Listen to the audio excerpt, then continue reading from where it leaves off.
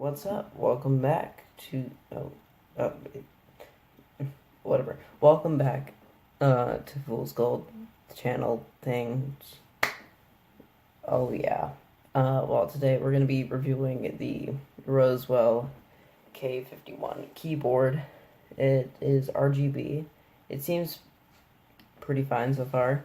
Uh, so yeah, I'm gonna get into the review pretty much right now. So see you there. So far, it seems that this I can't speak right now, sorry. This keyboard is pretty nice. It seems to have a lot of potential RGB-wise, things like that. And it just seems to be sleek overall. I will be unboxing it pretty much like right now, so yeah. So I got it right here. This is the Neon K51 keyboard by Rosewill. Yeah, you get the idea. Well, basically, some things that it says on it has 20 million keystrokes. I'm pretty sure that's good. I doubt they are going to be like hitting a key 20 million times in like one day, so this will at least last a day. You're welcome for that. 19 key anti-ghosting, I think. I know what that is. I didn't look that up. I don't know much about keyboards, to be honest. Other than that, okay, so you won't need to download any like bloatware or anything like that if you're going to be using this keyboard. And it just has everything in the box, you know, like all things should come, I guess. No doubt. Nothing to download. It has multiple RGB modes. I like that with keyboards. Although sometimes on the cheaper side, they're going to be like only one mode, just red, static. But still, yeah, pretty good.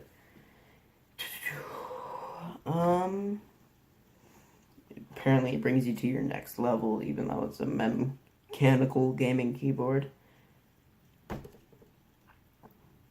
Okay, so what it's supposed to be is, you know, mechanical keyboards. Well, those supposedly can do multiple keystrokes at the same time that are like around the same area kind of thing, you know, like that. I'm pretty sure that's what anti-ghosting is, like it's allowing you to do that, but most of the time on membrane keyboards, you're not able to press a lot of keys at once, because then it can't really register them all, and it's also really squishy, and it's just a lot of different problems that I don't really like membrane keyboards. Although they are cheaper often, so that's like one of their upsides. Although this is a mechanical keyboard, so it's basically a membrane keyboard that feels mechanical. But once I get into it, not so much. You know, it's weird. Either way, opening time, I guess. Alright, so straight away inside the box, we just kind of find the keyboard, you know. The old keyboards, they're very keyboardy. It's kind of the entire product. There are some more stuff in that, but I'll go over that in a second. So this is the keyboard itself. This is the manual. Won't need that. And this is the keyboard. I gotta say, they did go all the way on looks. They really hit home on looks.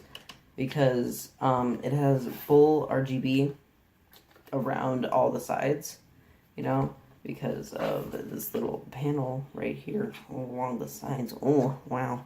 Well, that lights up along with the underlit keys, which have that little space right there. I love that space because then it allows for the light to bleed out kind of thing, which some people don't like, but I love it. I don't know. If you're going to buy this keyboard, know about that, I guess. Okay. A lot of people don't like that, but I actually kind of like it. Okay, that's actually really satisfying. Okay, I like this keyboard. I feel like I shouldn't. Okay, so... Okay, that's strange. I didn't notice this before when I had opened it up, but some keys have different clicks. Okay, the spacebar, it's close. It's close. Not close enough, but it's close. You know, like, you won't be like, oh, this is a mechanical keyboard, but you won't be like, oh, this is a membrane keyboard. It's kind of a half in between. It does not feel like Cherry MX switches. It does not feel like any switches that I've ever tried. It just... it's that, you know, it's okay. It's definitely okay. You can tell when you're moving to the next key if you're going to be doing gaming. Like, if you're on WSD and you need to press, like, C, well, you're definitely going to be able to feel whether or not you click that other key. It does include the number pad and all the function keys, although they aren't labeled function keys. They're just... Oh, wait. Oh, okay. No way, I'm blind. But on the top, those keys that have just buttons on them, you know, like the volume down, volume up, well, there's a very light coating on it that's just little F1 and F2 and all that. I could barely see that. That's a slight problem, although when it's plugged in, I'm guessing you'll be able to see that. I'll plug it in a minute and show you everything with that. Over right here, it shows all the caps lock and number lock and all that, if you have them selected on or off. Yeah, it's pretty standard stuff, you know, for a RGB gaming keyboard, but mechanical, I'm not really standing by that. They should make a version of this keyboard where it's fully mechanical for people that aren't on the cheaper side of things.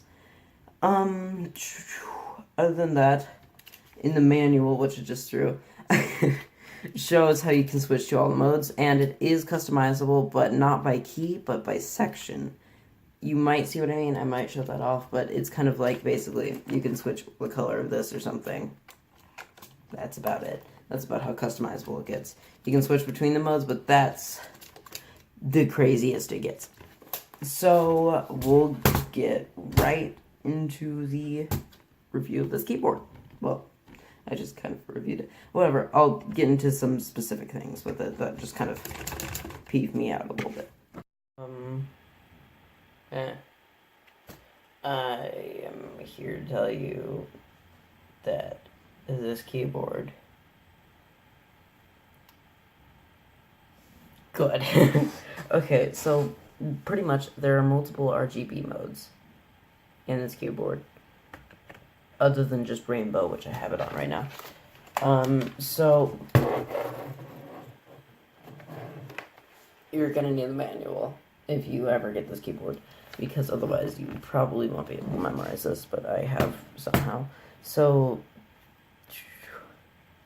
FN1 does the rainbow, and you can change the speed of it using these two keys right here. And then FN2 switches to a very slow rainbow. I don't know why they would add this in, it doesn't look good, but whatever, it's there.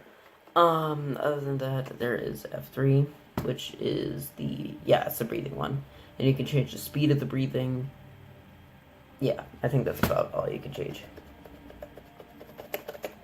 Just gonna try to make it faster. There, that's hopefully faster, I don't know. Did I do 3? Yes, I just did. 4 is this wave. Personally, I like the ones with the full out color or something that's reactive. Number FN5 is, this is the static color. And then FN and 5 again. Yeah, FN and 5 again, you can switch to a bunch of different colors and even a rainbow that is static, which is kind of cool. Although FN7 can do that, but like, really? I mean, I guess, but this would be like if you were using this in like a demo in a store. FN7, if I could click it, you can customize each thing. I won't go through the entire thing, but you click FN7 twice, blinks twice, and then you can go through all the customizable things, like, let me edit, like, the middle one. There, ta-da. And then, other than that, let's do FN8, which is the final one, which I actually really like. It's reactive to every key press. It doesn't do it on the key, but whatever. And it goes through random colors, so if you do it fast enough, then it just kind of bombards you with colors in your face. It's kind of funny. I mean, not funny, fun. But it looks kind of cool. Personally, I stay with FN1 with quick. because that matches the rest of my stuff. And compared to Razer products, I would have to say that this RGB is not really comparable to it. It's really good, but it's not Razer good, if that makes any sense. Like, this one I would say bleeds out a lot more than the Razer ones. Like, this one's more sleek and clean, while this is kind of more, like, throwing it out there for you to see, which I kind of like, actually. Some people like that more than the sleek and clean. The back of this keyboard is kind of like the sleek,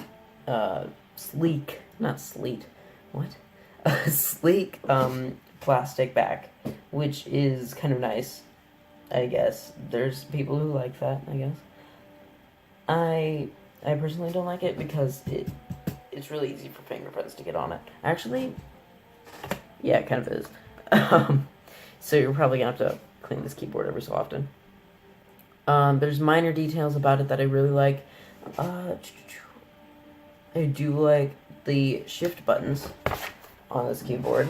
Seem to, when they're lighting up, you can barely see it in video, but the bottom of the shift button lights up before the tip of the arrow or whatever in the shift button, because the shift button is just an arrow. And the caps lock is an A, and it has like a cool little line along with the letter A, and the O is 2 parentheses like next to each other, which kind of confused me in the beginning because it kind of looks like the 0 because they're literally the same thing, but still, whatever, pretty cool, I guess. And also there's like the slash question mark, and then there's a part on it that looks like a face. Other than stupid things, it's a good keyboard. It's better. Okay, I'm gonna get down to, oh yeah, also there's like no board bend whatsoever, so you're set on that if you're gonna be bending your keyboard, I guess. I don't know what you do with your keyboards. So this keyboard is 100% keyboard, you know, because it includes the F keys, and the numbers. Normally this retails for about $60, but it's pretty much always on sale for $40. I don't know. So I would say this is probably not worth it. But because it's kind of getting in the range of actual mechanical keyboards that can do things, you know? Yeah.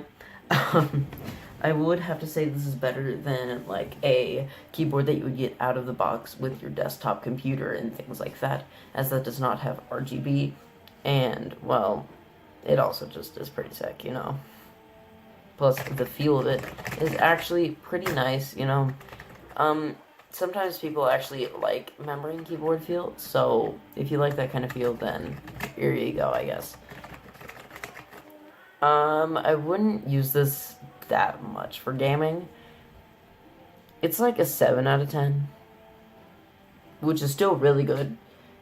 Yeah, I wouldn't really recommend getting it, but if you don't have a keyboard and you want to start out getting keyboards, then I would recommend this one, because, well, I gotta say, it's pretty nice and sleek, so at least you can show off. I don't know. It works. It gets the job done. That's about all I can say. Other than that, and one final thing. Apparently, you can pull up your calculator with just one key press. I know, pretty sick. Yeah, I'm pretty sure these are double shot keycaps, which is, yeah, good. Oh, I almost forgot one main factor of this keyboard that would have destroyed everything. Alright, so stay tuned for a second. This craptastic little wrist rest. Oh yeah, that's what we're talking about. Alright, so this wrist rest, you barely will even... Oh wait, oh crap, okay, never mind. Oh, okay. Oh, okay. That completely changes my opinion. Okay, at first, this opinion is literally... This wrist rest is literally just a piece of plastic with this hybrid thing on the inside to save money on just making a flat piece of garbage. This kind of, on first glance, seems like it sucks. But, okay. There are little micro-textured little holes in this, which I guess prevent your hand from moving, even though it really doesn't whatsoever. Still, it's meh at the best. But I just realized when using it, your hand does actually touch it, because compared to the keyboard, this is not as thick as it, and actually really not as thick as it. But you actually will set your hand on it if you kind of rest your hand like this. You know what I'm saying? Like, you set your hand like that when you're typing, not like this. Okay. If you're a claw grip, where you go like this, and you type and whatever, then this won't work for you. This entire stupid wrist rest won't work for you. But if you're a palm grip or whatever, then this would work for you. I've never described a keyboard typing as claw and palm, because it's normally mouse, but whatever. Now, pretty much what this is a piece of plastic with holes in it. No design in it whatsoever. Pretty stupid, but it kind of works, actually. The holes kind of make it colder, if that makes any sense. It allows the air to flow through it a little bit more, which kind of allow it to feel like it's squishy, even though it isn't. I know it isn't. It might just completely be placebo, and I want this to be good, but still, this is pretty crap, but at the same time pretty good. I don't know how it works. Whatever. Yeah, that's it for the Rosewill k51 keyboard. This was a little bit one of my longer videos, so watch some of my other videos. No, okay, I'm just kidding. There's a little bit more that I forgot to say. The Rosewill logo on the keyboard does light up. You may have been able to see that earlier when I was lifting it up. And also, the keys can be taken off, but underneath them is not very interesting. It's not that great at all for what you might want. Okay, I just discovered something that isn't that great. On the inside of this keycap, you might be able to see it, but it kind of looks all scratchy and just poop. But yeah, that looks horrible. Okay, whatever. I'll get into the rest of the thing. Scooch my camera up. Ooh. I also might play a little bit of games with this if you want to see that, but you don't have to stick in for that. A little bit touchy, but at the same time not. It's weird. Okay. The keycap on the inside of it looks like that kind of thing. I can't really show you much more than that because I don't want to take out the entire key, because I might actually use this keyboard. I really don't have any other keyboards. Shut up. Somebody just joined my party in Fortnite. Fork knife. Alright, well, these don't look like many keycaps that I've seen before. You're gonna have to get like some special keycaps, which may cost you more. Oh, okay, there it goes again. Thank you so much. Alright, they have like this plus sign in the middle kind of thing with a circle around it. It's... don't know. I haven't really seen many other keycaps with that. So... yeah, that I think will be it for this video. If you want this keyboard, then type in the comments, because yeah. Oh, and there's little rubber pads on this, so it won't move around, I guess. The keyboard already has rubber pads. Why would they add that in? Oh my god, and it's optional, so that wouldn't help with much.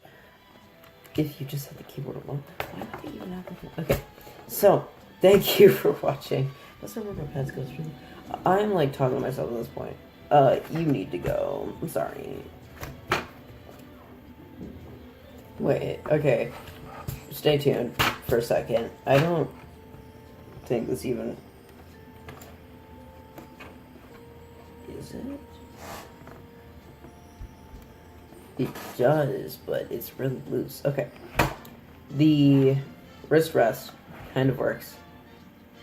It's just, it barely works with the stand-up for some reason. Don't know why. Don't know why they attempted some of these things. Oh, the stand-up may be a little bit too much of a stand-up. Oh, and the space bar is too high up. Okay, it's just a lot of different things. Okay, at this point you could get angry at literally anything in this. But I gotta say, at least they followed through, you know? At least they didn't go, maybe not make this keyboard. They were like, yeah, why not? And so far, they're getting sales on it, so that's fine. Alright, time to get into the gameplay, which I won't be able to screen record. Oh, shoot. Oh, shoot. That's gonna suck. For me. I'll pause the video. You can leave now if you don't want to watch the rest of this video. Alright, so in the end I decided not to do any gameplay. I was going to, but my computer just stopped working. So that just sucks. Other than that, I will be keeping you updated on different info and stuff that I get over Christmas that I'll be able to review. I don't know what my computer is doing right now. Okay, CSGO is opened. Don't know. I won't play it either way. Right now, please like and subscribe. That helps out the channel a ton. And I'll be able to do some more reviews with in-depth content. And possibly some better editing and cameras in the future if you keep liking and subscribing and showing your support. Because then this could go throughout the entire public of YouTube kind of thing.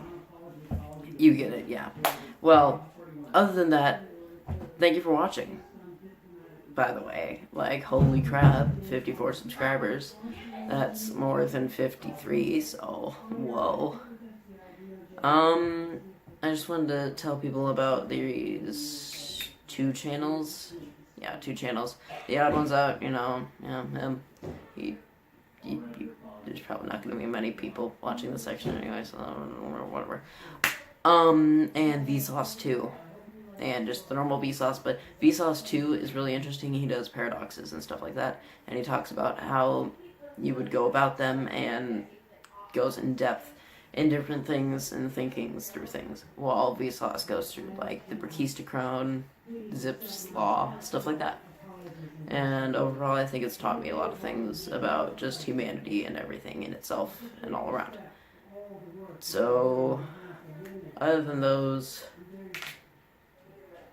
I don't have anything else, so I'll see you later. Thank you for watching, and goodbye.